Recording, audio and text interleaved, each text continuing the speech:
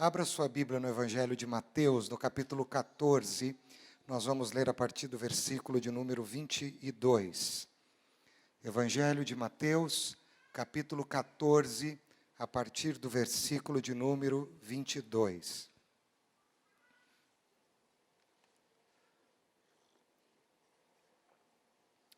Você pode ler através da sua Bíblia, do seu smartphone, ou acompanhar aqui pela projeção. Nos diz assim as Sagradas Escrituras: logo em seguida, Jesus insistiu com os discípulos para que entrassem no barco e fossem adiante dele para o outro lado, enquanto ele despedia a multidão.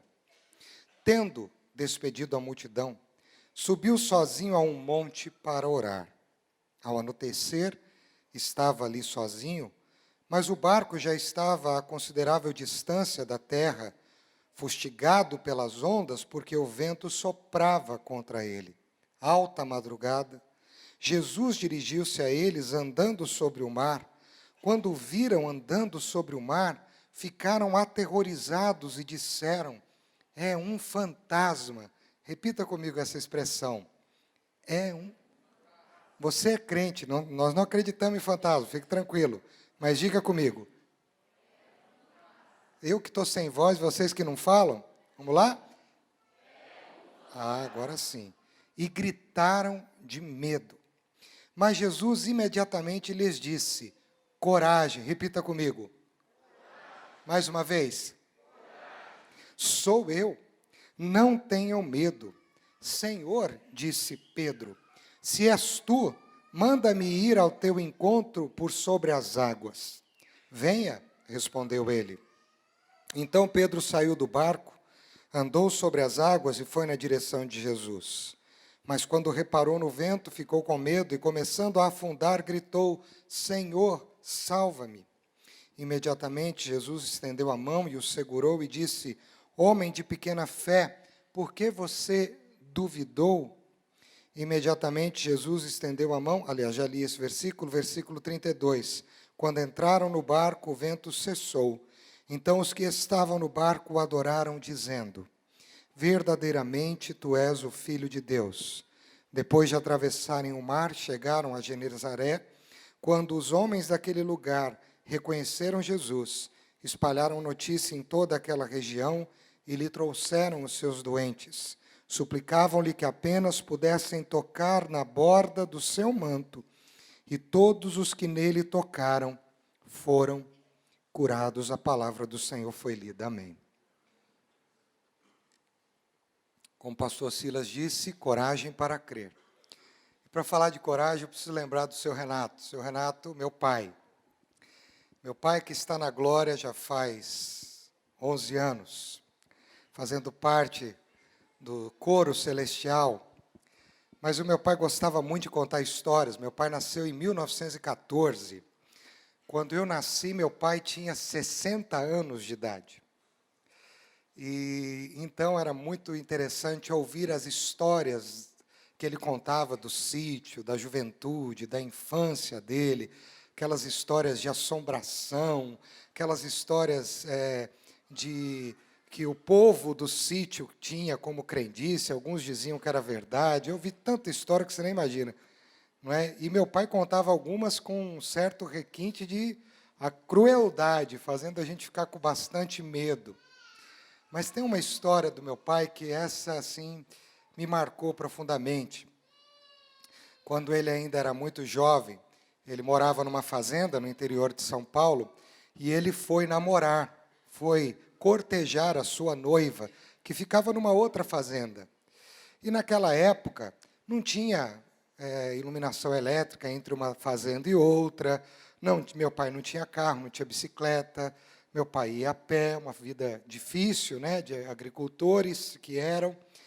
E ele conta a história que um dia ele foi lá desposar a sua noivinha e ficou com ela, e a noite veio e foi ficando tarde, e aí foi dando umas 10 horas da noite, ele precisava voltar, e ele teve que voltar sozinho a pé no escuro para outra fazenda. Eram uns 3, 4 quilômetros de uma fazenda para outra.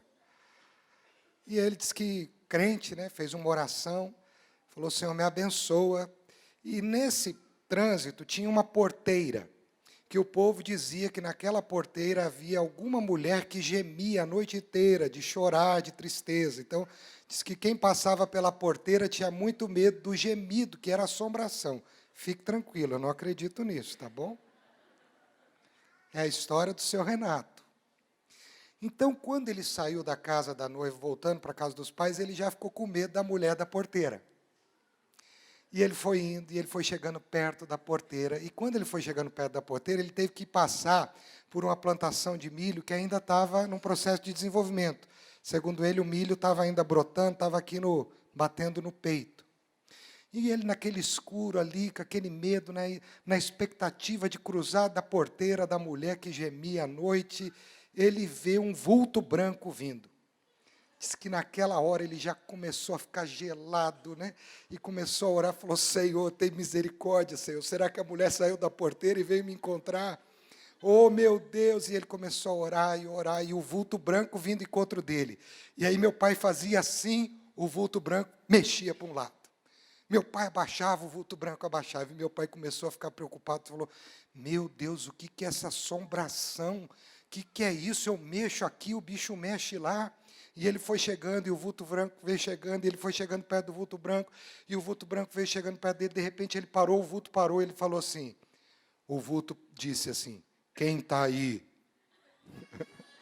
Mas a voz não era de mulher, era a voz de um homem. Aí meu pai disse assim, eu é que pergunto em nome de Jesus, quem está aí? Aí o vulto branco disse, é o Pedrão. Meu pai falou, ô Pedrão, é o Renato. Ele falou, rapaz, levei um susto com você.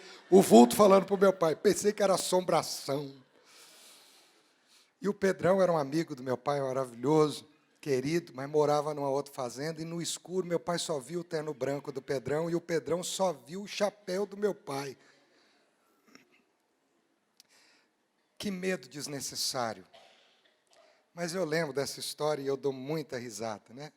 Porque meu pai passou uma situação muito interessante. E quantos de nós já não passamos situações de medo, de pânico, e depois descobrimos que aquele medo era um equívoco? Você já passou por isso ou não? Você ficou equivocado, ficou tomado de um medo, achando que era uma coisa, e de repente não era aquilo que você imaginava. E pensando sobre coragem, eu gosto muito de um princípio filosófico que Aristóteles escreveu, né, um compêndio, que é a Ética Nicômaco.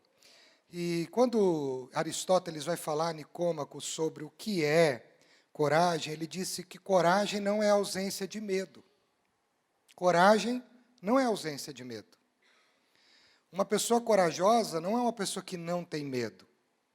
Mas, segundo Aristóteles, e eu concordo com ele, e você vai entender depois o porquê, o corajoso é aquele que, mesmo tendo medo, o enfrenta.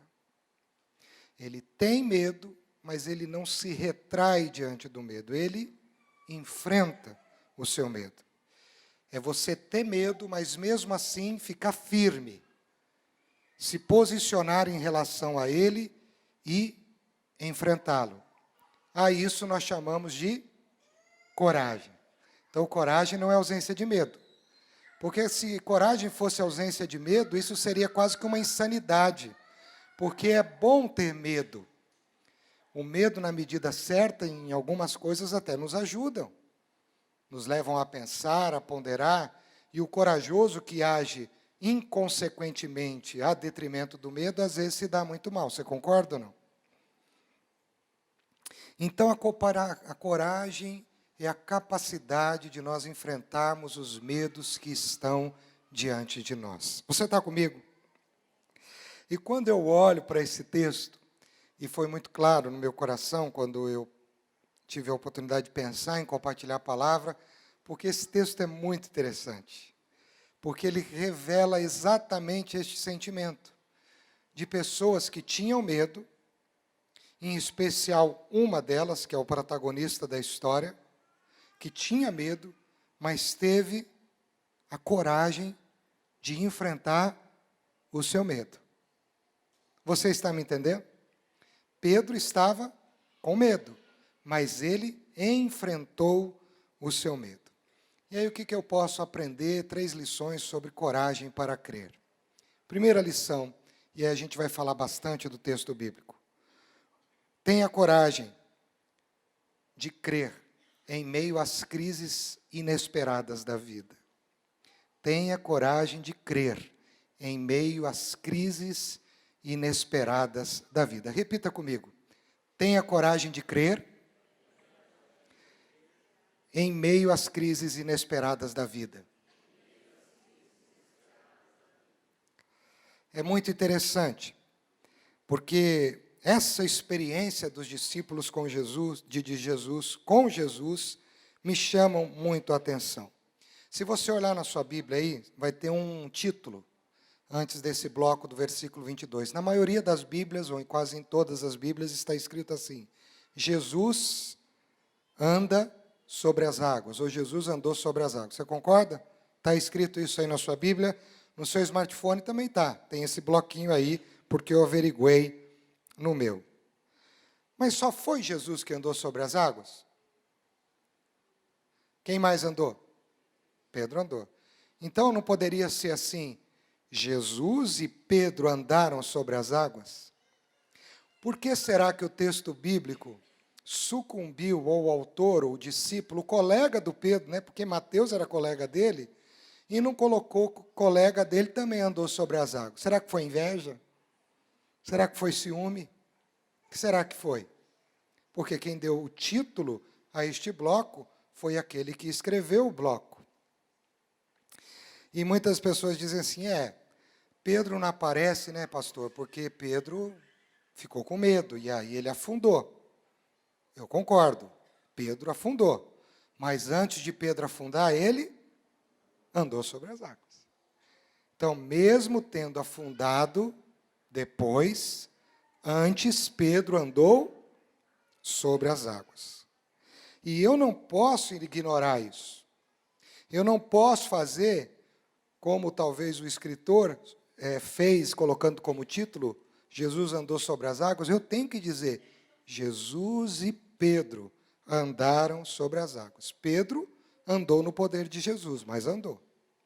E isso é muito importante.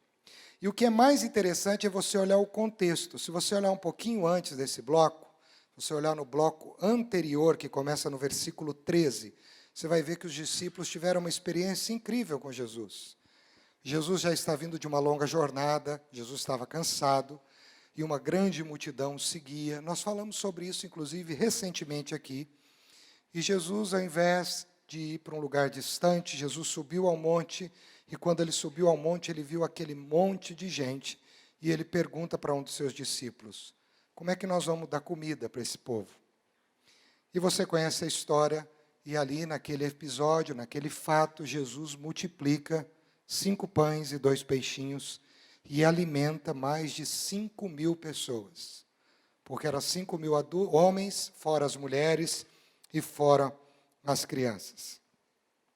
Depois da jornada que Jesus já estava vindo, desse episódio da multiplicação dos pães, Jesus fica mais cansado, porque Jesus é homem.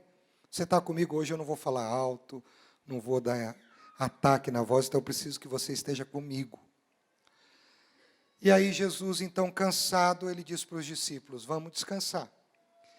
E a melhor maneira que Jesus encontrava de renovar as suas forças era na presença do Pai. O tempo de oração, o tempo de devoção, o tempo a sós com o Pai, era o tempo onde Jesus renovava as suas forças. Então vem o texto do versículo 22. Depois que ele multiplicou os pães, Jesus insiste com os discípulos: eu não quero ficar com vocês, aliás, eu não quero ficar com ninguém a não ser com o Pai. E diz o texto, se você prestou atenção no versículo 22, que Jesus insistiu para que os seus discípulos entrassem no barco e fossem adiante dele para outra margem do mar da Galileia. Então Jesus pediu isso para os seus discípulos. E aí eles foram, mas aí quem ficou? A multidão ficou. E diz o texto que depois que os discípulos foram, Jesus ainda despediu, é o versículo seguinte, Jesus despediu as multidões e agora ele está preparado para o tempo dele de renovação. Como Jesus se renovava, você lembra? Como? A sós com o Pai, orando. Ele se renovava na presença do Pai. E aí, a multidão vai embora, Jesus, então, sobe ao monte.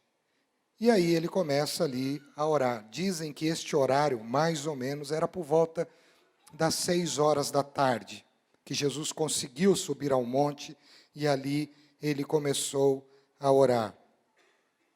E aí eu fico imaginando os dois momentos, de Jesus orando no monte, com o Pai, sendo renovado, e os discípulos aleluiados, vindo de uma série de milagres, e principalmente deste agora, na multiplicação dos pães. Você já imaginou a conversa no barco? O que será que eles estavam conversando dentro do barco, os discípulos, sem Jesus? Que aí eles se soltavam, quem sabe mais, né? E aí, quem sabe, eles estavam conversando. Rapaz, você viu que coisa maravilhosa que o mestre fez? O mestre alimentou uma multidão com 5 pães e 2 peixinhos. Rapaz, você viu que coisa linda achar aquele menino com aquela lancheira? Você viu só aquele povo comendo? Que pão gostoso. O outro, o pão estava macio mesmo. O outro, estava uma delícia. E o peixinho, hein? Olha, o peixinho estava no ponto, não estava nem salgado. E aí eles comendo pãozinho e comendo peixinho, estavam ali curtindo, estavam ali felizes, conversando sobre o que Jesus havia feito. Os discípulos estavam felizes, estavam ali agradecidos pela generosidade, pelo poder, pelo amor, pela compaixão de Jesus. Eles estavam tranquilos porque eles eram pescadores, eles conheciam o mar, não havia nenhum sinal, o clima era bom, a conversa era boa, o sentimento era bom. Mas de 6 horas em diante, o que acontece? Vai escurecendo. E à medida que eles foram entrando mar adentro, foi ficando mais escuro, a visibilidade muito mais difícil. Naquela época não se tinha os recursos que nós temos hoje, possivelmente eles eram guiados pelas estrelas, e quem sabe, por causa do vento e da chuva, da tempestade que começou a vir, que não era uma chuva forte, mas o vento ficou forte, então eu imagino que estava chovendo também, eles perceberam que a margem foi ficando distante, a noite foi ficando mais intensa, e o mar, aos poucos, foi ficando mais agitado, e as ondas cada vez mais altas. Aí vem o versículo 24, olha no versículo 24 do texto que a gente leu. Se puder projetar lá, eu agradeço. E diz assim: mas o barco já estava a considerável distância da terra. Alguns dizem que ele estava no meio do caminho. E aí o que aconteceu? Olha o que o texto diz: fustigado pelas ondas, porque o vento soprava contra eles. Fustigado pelas ondas. E aí eu fui pesquisar o que significa essa palavra fustigado. Em algumas versões existe uma outra palavra, torturado, atormentado. Mas no grego, quando o autor escreve essa expressão, e o autor que escreveu estava no barco, Mateus estava no barco. Então Mateus, ele sabe exatamente como as ondas estavam e como elas estavam batendo no barco. E aí a palavra vem do grego basanizo. E a palavra basanizo, no grego, significa torturado. As ondas torturavam o barco. Tortura não é uma coisa agradável. Você concorda comigo? Então não era uma batidinha à toa. Era uma batida de onda que gerava uma sensação nos discípulos de tortura. As ondas se lançavam, atormentavam, e eles começaram a ver aquilo. O barco estava agora no meio do mar, as ondas torturando, o vento contrário. Aliás, o mar da Galileia era conhecido por esse tipo de fenômeno. De vez em quando, vinham tempestades inesperadas. Mas os discípulos não esperavam aquilo porque eles estão vindo de um milagre. Eles são discípulos de Jesus, eles são pescadores. O trajeto não é tão longo, estava tudo bem. De repente, eles terem que passar por isso por esse medo. E o pior, diferente de uma outra experiência que eles estiveram, Jesus não estava com eles. Aonde Jesus estava? Na tranquilidade da renovação na presença do Pai. E aonde os discípulos estão? Na tortura e no tormento de um mar agitado por um vento contrário, tomados por muito medo. João capítulo 6, versículo 18, vai dizer, quando João vai falar sobre isso, João usa uma expressão muito interessante, no capítulo 6, versículo 18. João diz assim: era um vento muito forte, ou era um vento forte, e as águas estavam agitadas. Então agora os discípulos, naquela conversa, aquele diálogo, aquele sentimento bom que eles inauguraram a viagem, foi mudado, porque agora eles estão sendo torturados por suas vidas. O mar está revolto e eles estão agora com medo, e é escuro, a tempestade é violenta, a água está com raiva e Jesus não está lá. Como é difícil na nossa vida, quando tudo parece ir muito bem, quando a gente está feliz, quando a gente está contando histórias boas, quando a gente tem motivo para sorrir, de repente, um vento contrário vem torturar a nossa vida. Como é difícil, como é terrível, como é doloroso ter que aguentar, depois de um tempo tão bom de vida, enfrentar um vento contrário tão grave como este. E o pior, naquele momento, os discípulos tinham a sensação plena de que o Mestre não estava com eles. E muitas vezes, quando nós passamos por isso, quando as coisas mudam de uma hora para outra, é como uma chave de transição, a gente também se sente assim. Aonde está Jesus? Aonde está Deus? Que o vento contrário veio, as ondas estão me torturando e eu estou aqui no barco, sozinho, na iminência de naufragar. A noite é sombria, a tempestade é violenta, e agora Jesus não está aqui para a gente poder acordá-lo e ele levantar calmamente da proa do barco e dizer assim: cala-te, emudece-te.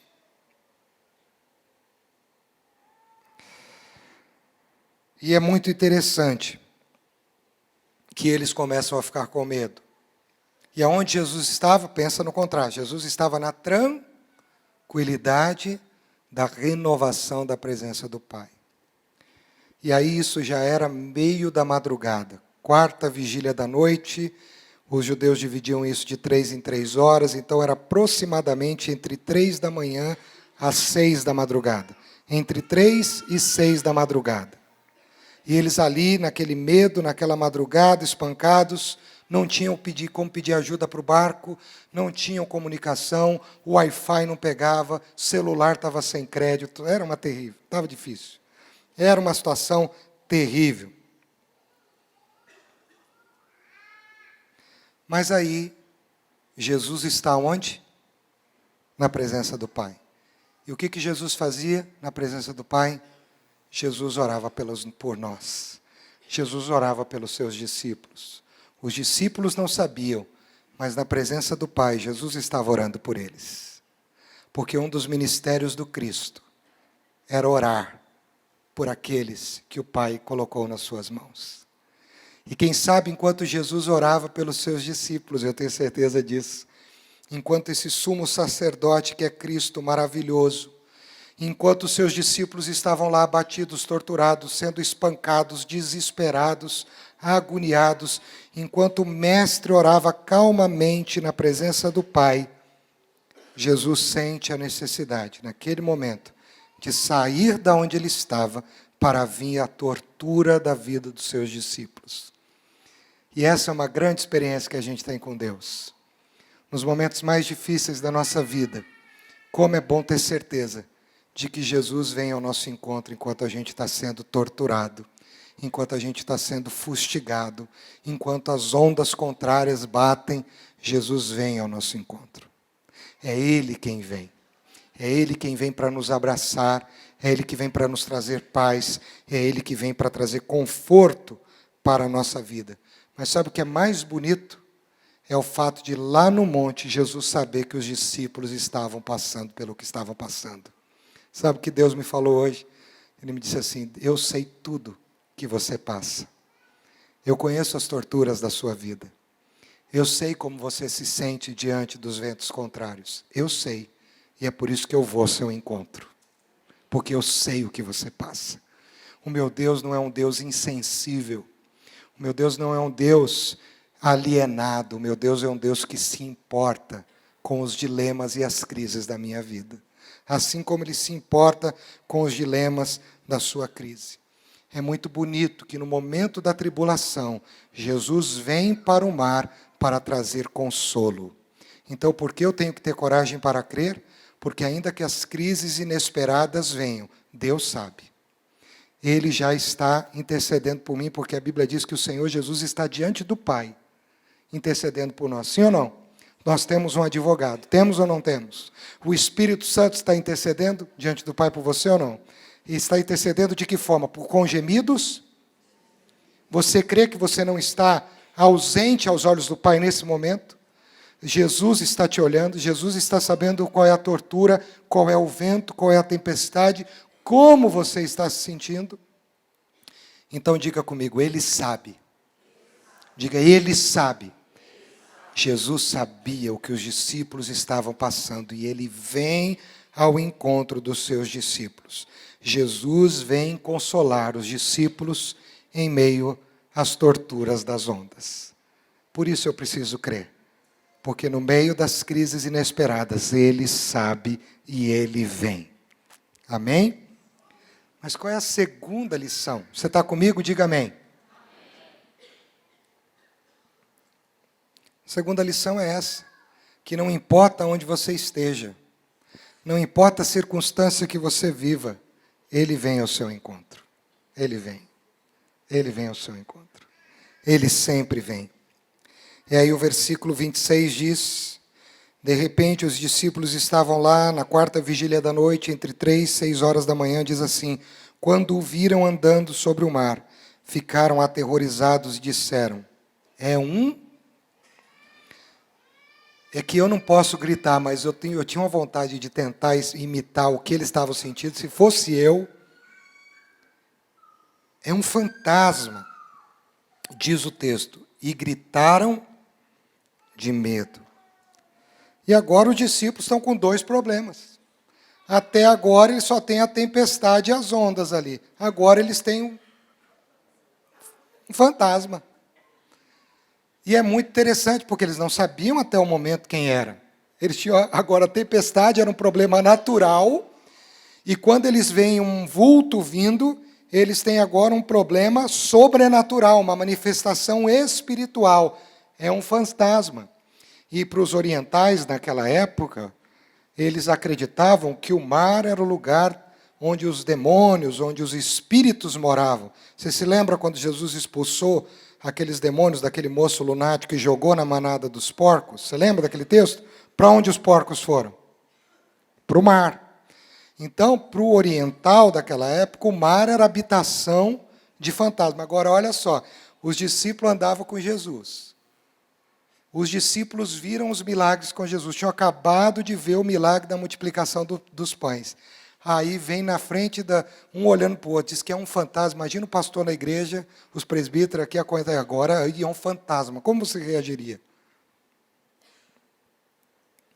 Complicado, né? E agora eles estão com 2 problemas. É um fantasma. E Jesus anda no meio da tempestade. Mas aí o versículo 27 diz o quê? Mas Jesus, depois que eles soltaram essa, né? Diz o texto, imediatamente disse: coragem, sou eu, não tenham medo. Ou em algumas traduções dizem assim, tenham bom ânimo. Jesus foi até eles sobre as águas. Ele estava caminhando sobre as águas. E a culpa de Jesus ir andando pelas águas era deles. Sabe por quê? Porque só tinha um barco na margem. Quem que pegou o barco? Os discípulos. Não tinha um jet ski, não tinha uma lancha, não tinha um caiaque, não tinha nada. Jesus chegou na beira do mar, não tinha barco. Qual foi a alternativa de Jesus? Vou andando. Porque para Jesus isso é muito fácil. E o que eu gosto é que Jesus, ele está calmo. Jesus estava tranquilo porque ele vem de um momento de tranquilidade. Para Jesus não era grande coisa andar sobre o mar, sabe por quê? Porque foi Jesus que fez o mar. Você sabe que aquele que fez o mar sabe tudo sobre o mar, inclusive como andar sobre ele. Se ele fez o mar, ele sabe até onde pisar no mar. Ele sabia exatamente aonde ele tinha que pisar, porque ele fez o mar. E ele vai andando sobre o mar. Ele escolheu andar sobre o mar e ele foi andando. Ele sabia exatamente aonde os discípulos estavam. Jesus sabia exatamente o lugar que eles estavam, no escuro, na tempestade, nos ventos. Jesus chegou. Jesus sabe de tudo. Sabe por quê? Porque a escuridão e as tempestades da nossa vida nunca serão um obstáculo para que Jesus nos encontre nas nossas crises. Nunca. Nunca. Nenhuma barreira vai impedir que Jesus venha ao seu encontro. Nenhuma. Se você estiver passando por uma crise, por um problema, por uma luta, não se preocupe, porque não tem barreira suficientemente grande para impedir que o Mestre chegue até você. Ele vem. Ah, como vem. Por isso eu preciso ter coragem para crer, porque ele vem ao meu encontro. Ele sabe tudo. Inclusive, ele sabe tudo sobre a escuridão, porque a escuridão para ele também não é nada demais. Lembra do que diz o Salmo 139? Quando Davi vai falar sobre esse Deus maravilhoso, ele diz assim, o Senhor a luz e a escuridão para ti são a mesma coisa, as trevas e a luz são iguais para ti. Jesus não estava preocupado. A escuridão não é uma barreira, a distância não é uma barreira, as ondas não são uma barreira. Jesus vem ao seu encontro. Versículo 26 diz que os discípulos estavam aterrorizados. Eu quero olhar para esta palavra. Ficaram aterrorizados. Eu não sei como está na sua Bíblia, na minha está assim. Ficaram aterrorizados. E aqui é muito interessante pensar nessa palavra no original, no grego. É um substantivo muito interessante. E a palavra clara é a seguinte, eles estavam agitados. Eles estavam sacudidos. Mas não sacudidos só por fora. Eles estavam sendo sacudidos por dentro. Havia um movimento intenso dentro deles, sentimentos controversos. Eles não estavam organizados emocionalmente. A crise era muito, muito grande. Eles estavam com a sua tranquilidade totalmente comprometida. Isso significa estar aterrorizados. E é aqui que a gente vê que eles estavam no estado de pânico. Por isso que no pânico, você tomado pelo medo, você fala o que você não faz, o que não acredita. Sei lá, você age por agir. E aí o que eles soltaram? É um fantasma. Porque eles estavam sacudidos por dentro. Eles estavam com medo. E um comentarista bíblico, quando foi falar desse texto, eu achei muito interessante, ele diz assim, que Jesus não foi direto a eles. Provavelmente, como as ondas estavam muito altas, Jesus estava andando sobre o mar, Jesus foi que meio por aqui, foi para lá. Então, eles foram vendo o negócio indo para lá, o negócio indo para cá, o negócio subindo, o negócio descendo, e foi chegando, e foi e tal. Então, eles foram ficando cada vez mais apavorados, porque aquilo era terrível. Mas Jesus olha para ele e diz assim, keep calm. Não tenham medo. Sou eu. E aí aparece uma palavra contrária aqui. É muito legal o jogo de palavras do autor, no original. A primeira palavra é uma palavra que significava medo, tarasso. Eles estavam aterrorizados. Aí quando Jesus diz para eles assim, coragem, ou tenham bom ânimo, a palavra que aparece aqui é ataraxo. Ou seja, joguem fora a agitação. Joguem fora o medo. Joguem fora aquilo que está impedindo vocês de ficarem tranquilos. Este medo está agitando vocês. Ataraxo. Jogue fora. Jogue fora. Tenham bom ânimo, não tenham medo, sou eu. E eles só entenderam que era Jesus depois dessa expressão, tenham bom ânimo, porque Jesus sempre dizia isso para eles. Não tenham medo, que era tudo medroso, né? Sou eu. E aí, quando Pedro ouviu essa expressão, a chave ligou e disse, agora eu já sei quem é. Agora é comigo, eu sou Pedro, agora sou eu. Então, Senhor, se é o Senhor mesmo, manda que eu vá ter contigo. E aí a gente vê o que acontece. Cuidado com os medos, porque o medo amplifica o perigo. O medo põe uma lupa nos perigos e faz você enxergar coisas que de fato não existem. Eu estou passando por essa crise de saúde, já faz 2 anos, eu vou falar depois sobre isso, mas eu tive uma experiência essa semana que eu fui confrontado com os meus medos. Eu tive por dentro uma agitação. E quando você fica agitado por dentro, você imagina coisas que você não deve imaginar. E o seu medo amplifica o perigo, sim ou não? Quando alguém diz que você está doente, aí o médico diz assim, precisamos averiguar melhor a doença. Você já fica até mais branco, mais pálido. Pior se chega alguém e diz, nossa, você está meio amarelo, né? Porque sempre quando você está ruim, aparece alguém para te deixar pior, viu? E aí começa a cabeça, não sei se sua cabeça é como a do Ricardo, mas aí você já começa a achar que você está com isso, você está com aquilo, você está doente, você vai morrer, você já começa a pensar no final da vida. É assim ou não é? O medo põe uma lupa, aumenta o perigo. E os discípulos, pelo medo, amplificaram o perigo, não identificaram quem era, e por isso disseram que era um fantasma. Mas tem uma coisa que eu quero concluir esse ponto dizendo o seguinte, que por mais que eu tenha medo, por mais que eu esteja comprometido por dentro, por causa dos meus medos, e por mais que eu inflacione os perigos, e acredite inclusive em coisas desnecessárias e fantasiosas, o Senhor sempre vem com tranquilidade, dizendo para mim, ô cara, tenha bom ânimo, calma, não é por aí. Não é desse jeito que você está pensando. Não é desta forma que você está imaginando. Keep calm. Sou eu. Por isso que coragem não é ausência de medo. Coragem é a capacidade que te dá, de uma maneira sóbria, você enfrentar o seu medo. Jesus disse, animem-se, eu estou aqui. Venham, eu estou aqui. E aí eu aprendi uma coisa linda para encerrar, que se Deus tiver que te encontrar, Ele pode criar uma tempestade para fazer da tempestade o caminho que venha a ser o encontro dele com você. É difícil, mas eu tenho aprendido isso, que às vezes o caminho que Deus planeja para o nosso encontro, para que esse encontro seja eficaz, Ele, quem sabe, já tentou pelas gramas verdes. Ele já tentou pelas rosas, pelas flores cheirosas. Ele já tentou de uma forma, mas a gente não ouviu.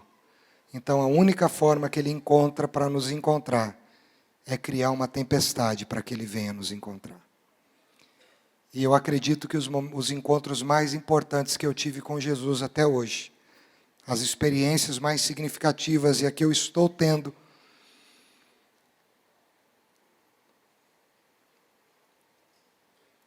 é porque Ele decidiu escrever um caminho na tempestade.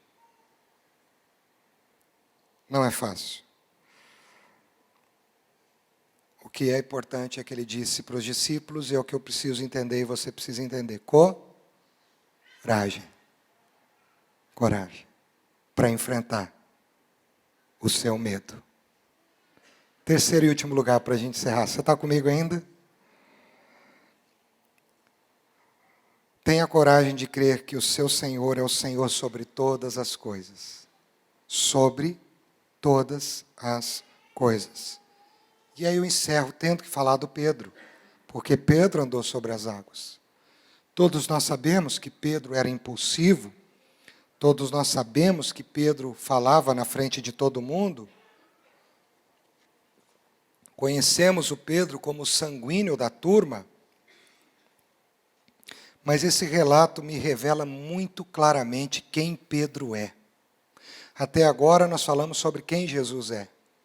Jesus é aquele que vem ao nosso encontro. Jesus é aquele que sabe das nossas crises inesperadas. Isso não é novidade. Agora, e nós sabemos quem nós somos? Porque esse texto revela o Pedro, que revela o Ricardo, que revela o Armando, que revela o Lincoln, o Robson e assim por diante. Depois vocês cobram os direitos autorais por citar os nomes de vocês.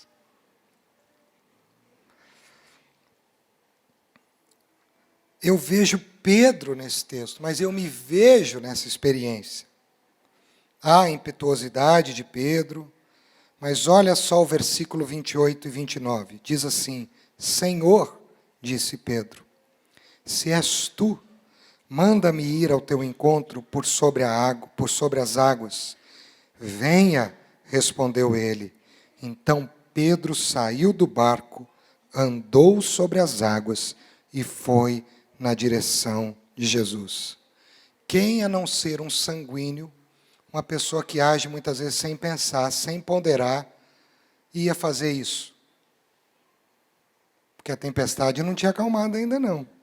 O texto não diz que Jesus tinha acalmado os ventos. Só diz que eles viram, Jesus gritou para eles ficarem calmos, Pedro reconheceu e disse, é tu, então eu vou. O cara não pensou muito, você concorda que ele não processou? Se você pensasse um pouquinho, Jesus diz, venha, não, Senhor, já que é tu, espera o Senhor chegar. Já que está andando, pode vir, estou com agora, Senhor, tranquilo, vem. Tem pressa não, pode vir. Mas o texto diz que Pedro pulou do barco e foi ao encontro de Jesus. E essa história ilustra uma tendência muito pouco notada. A tendência muito pouco notada é que Pedro não deixou de ter medo em nenhum momento. E Jesus não vai repreender o Pedro em nenhum momento por causa do medo. Você vai ver já no texto bíblico. Pedro, com medo, desceu do barco, porque ele teve coragem. O que é coragem? Não é ausência, mas é a capacidade de eu enfrentar o meu medo. Pedro creu na palavra de Jesus, ele desceu do barco, ele não pensou nas circunstâncias, ele não pensou nas consequências, e ele começou a andar. Só que quando ele começou a andar, ele encontrou Pedro. O Pedro encontrou o Pedro. E quem é o Pedro? O cara que estava com medo no barco. Quem é o Pedro? Um homem limitado, humano, um homem que é levado pelas circunstâncias da vida. Hora você está bem, hora você está mal. É assim ou não é? Tem dia que você está super bem, mas tem dia que você está super mal. E aí Pedro olhou e falou, E aí Pedro começou a afundar. E aí diz o texto no versículo 30. Olha o 30. Versículo 30. Mas quando reparou no vento, olha só, ele tomou posse da palavra de Jesus e foi com medo. Mas no meio do trânsito, o que ele fez? Ele reparou na circunstância. Já aconteceu com você ou não? Você está passando por uma crise, Jesus disse, tenha coragem, meu filho, pode vir, descansa nos meus braços. Você está lá firme. De repente, você dá uma reparada nas coisas. Se é uma crise financeira, você repara na conta bancária. Se é uma crise de saúde, você repara na sua saúde. Se é uma crise com uma pessoa, você repara no teu relacionamento com ela. Se é uma crise, você repara, ele reparou no vento. E porque ele reparou no vento, ele ficou com medo. E começando a afundar, gritou, Senhor, salva-me. Versículo 31. Imediatamente Jesus estendeu a mão e o segurou. Olha a repreensão de Jesus. Isso me chamou muita atenção. Olha o que Deus diz, que Jesus diz. Homem de pequena fé, por que você duvidou? Em outras palavras, por que você não teve coragem de continuar crendo?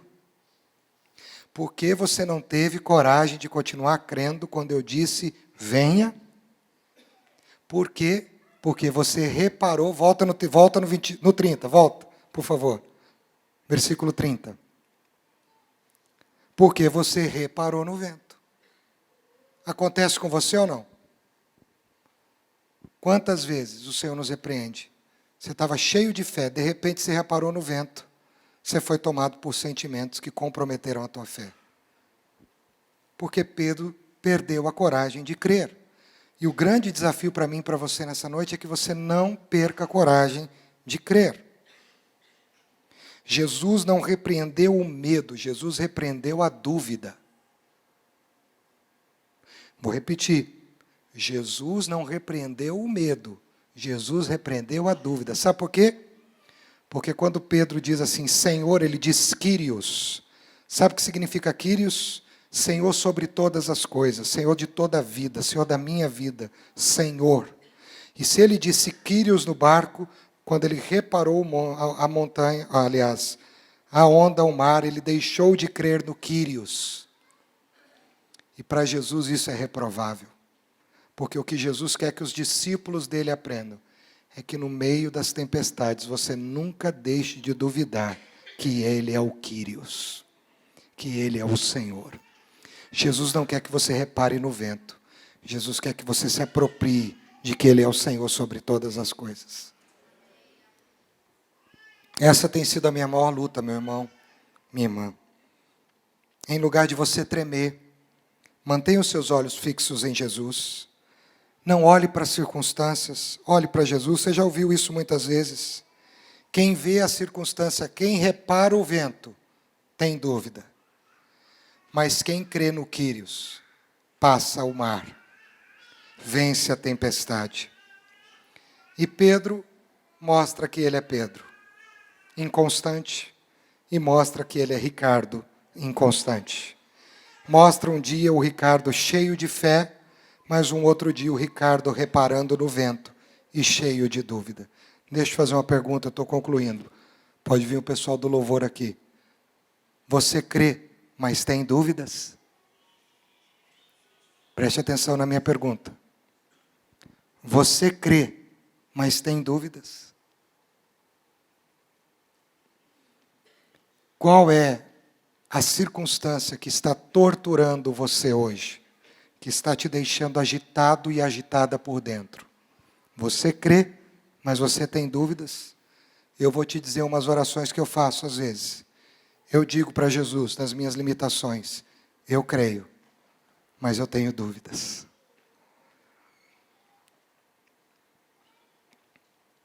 E não é fácil, querido, é difícil, é complicado.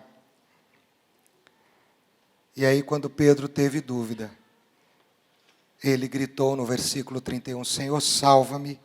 E o texto disse que imediatamente Jesus estendeu a mão e o segurou. Sabe o que eu tenho aprendido? Que mesmo duvidando de quem Jesus é, Jesus nunca vai duvidar de quem eu sou e ele sabe das minhas dúvidas, mas não é por causa delas que ele vai deixar de imediatamente estender a mão e me salvar. Ele já fez isso, ele faz isso e ele continuará fazendo isso. Em meio às suas dúvidas, mesmo que você não creia, ele vai estender a mão para você. Vai estender. Porque ele acredita que ele pode mudar as tempestades e os ventos contrários que estão sobre a minha vida e sobre a sua. Por isso, meu irmão, minha irmã, tenha coragem para crer. Ainda que os ventos mudem, creia que Jesus vem ao seu encontro. Ainda que você seja como Pedro e tenha dúvida, não se preocupe, ele está sempre disposto a estender a mão para te salvar. Essa experiência com certeza fez um Pedro mais crente, mais devoto, ao ponto de quando Jesus entra no barco, os discípulos tinham dúvida, e aí eles mitigam essa dúvida dizendo assim, verdadeiramente, tu és o Filho de Deus. Depois desse episódio eles disseram isso. Por que disseram agora? Porque talvez em algum momento, alguns deles ainda podiam ter a coragem de crer que verdadeiramente ele era o Filho de Deus. Eu não sei como é que você está, eu sei como é que eu estou. E queria contar para a igreja, pedir para pregar hoje, que na quinta-feira eu voltei ao médico para fazer um exame. Foi o 4º médico que eu voltei nesses 2 anos. A minha fono foi comigo, que está me tratando. A Amabile foi comigo. E eu tinha uma grande expectativa pelos resultados, por tudo que eu estou fazendo, porque eu estou me sentindo muito bem. A voz ainda está debilitada, mas descobriram outros problemas que eu tinha e graças a Deus eu estou me sentindo muito bem. Depois de 30 dias, mais de 30 dias sem poder pregar, trabalhando, mas sem poder usar a voz, você chega no consultório médico e o médico diz assim: vai ter que operar. O pólipo não diminuiu, ele está estruturado, vai ter que tirar. Dói, né? Você crê, mas como assim? E agora, irmãos, eu estou me preparando para a cirurgia, porque eu creio que foi este caminho que o Senhor escolheu para mim. Eu creio que serei curado, eu creio que isso vai trazer cura para a minha vida, mas eu vou continuar por um período ainda quieto. Peço que vocês compreendam e, se puderem, orem. Porque eu falei para a Amável hoje, mas podia ser uma doença no pé, né? No braço, no dedo. Mas foi exatamente nas pregas vocais. É a minha onda batendo no meu barco. Mas eu não tenho dúvida de que eu vou sair dessa com uma convicção muito maior do meu Kyrios. Então eu quero agradecer aqueles que têm orado. Peço que vocês continuem orando. Muitas coisas estão vindo, difíceis. Nós estamos passando por muitas lutas. E peço que vocês compreendam esse momento. Agradeço aos pastores que estão aí se desdobrando para suprir, né? Sou muito grato a Deus pela vida do pastor João, pela vida do pastor Silas, pelo Valdemar, que tem ajudado, está de férias, e por tantos outros que têm ajudado. Muito obrigado. Mas orem para que no dia que esse pólipo for retirado por aquele bisturi, que é um cortezinho assim, ó, saia de lá tudo o que deixa o Ricardo por dentro inquieto. Se for para tirar, tira tudo que precisa ser tirado, porque eu quero ser novo de novo. Se você vive a mesma crise, eu não sei, mas eu quero orar por você. Eu agora vou demorar mais para pregar. Mas eu não sei como é que você está. Você está com coragem para crer? Você está sem coragem de crer? Você está passando por ondas? Queria que todos ficássemos em pé. E se você precisa de coragem, vem aqui à frente que eu quero orar com você. Nós vamos orar. E a mensagem me fez, Ricardo, me pensar num texto que eu creio que completa tudo que você falou. Naum, capítulo 1, versículo 3, diz assim: o Senhor tem o seu caminho na tormenta e na tempestade. O Senhor tem o seu caminho na tormenta e na tempestade. E as nuvens são o pó dos seus pés. O seu caminho no meio da tempestade. E as nuvens são a poeira dos seus pés. Fecha seus olhos. Se mais pessoas quiserem vir também, venham. Nós estamos orando e terminando. Ricardo, eu queria que você ficasse aqui mais perto, para a igreja inteira. Eu gostaria que a igreja inteira estendesse as mãos. Pastor João, vem aqui comigo. Fica perto aqui do pastor.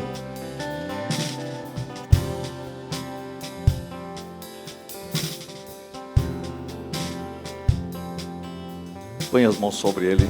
Vocês concordam todos estenderem as mãos para todos que estão aqui à frente, mas eu quero que vocês estendam a mão sobre o pastor.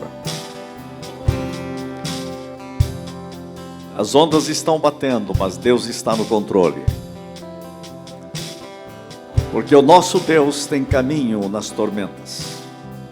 Ele abre caminho no meio das tempestades.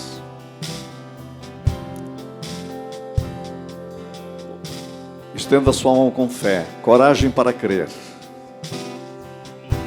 Se dois concordarem sobre qualquer coisa que porventura pedirem em meu nome, eu farei. Eu quero que você concorde com o que Deus vai fazer na vida de todas estas pessoas. Ele disse: eu farei. Pai, nós invocamos o nome de Jesus Cristo nesta noite. O Senhor diz que tem caminho sobre a tempestade. O Senhor faz acalmar os rios. O Senhor desfaz o nosso medo que não tem razão de ser, como não tinha o medo dos discípulos razão de ser. Tu estás presente. É o Senhor que vem ao nosso encontro. Muitas vezes não entendemos as lutas, as tempestades, não entendemos, Senhor, os ventos. Mas entendemos que o Senhor pode mudar o rumo da vela do nosso coração para mudar o rumo da nossa vida, mesmo no meio das tempestades, mesmo no meio dos vendavais. Nós estamos orando porque o Senhor é o Deus que põe fim à tormenta e às tempestades, e as nuvens são o pó dos teus pés. Porque a tua palavra diz que o Senhor é bom e o Senhor é a fortaleza no dia da angústia. E o Senhor conhece os que em ti se refugiam.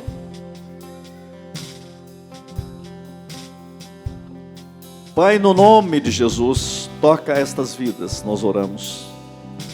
Toca com milagres. Nós lançamos mão da fé que provém do Espírito Santo para que creia e o Senhor toque estas vidas em suas necessidades, em suas tempestades, em nome de Jesus. Quem crê comigo, diga assim: ser curado em nome de Jesus. E os que recebem, diga: nós recebemos em nome de Jesus. Para a glória do Pai e do Filho e do Espírito Santo oramos, em nome de Jesus. Cremos e recebemos e dizemos amém.